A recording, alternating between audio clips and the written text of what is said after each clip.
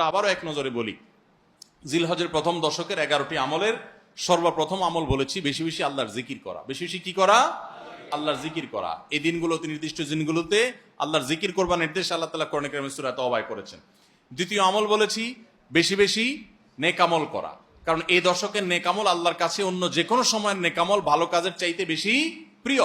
এই দশকের নেক আমল চলতে থাকবে, সেটা জিকির হোক, তেলাওয়াত হোক, দান সাদাকা হোক, নফল রোজা হোক, নফল নামাজ হোক, যত রকমের ইবাদত আছে, এটা ইবাদতের দশক। রমজানে যেরকম ইবাদত করতে থাকি আমরা, এই দশকে এরকম কি চলবে?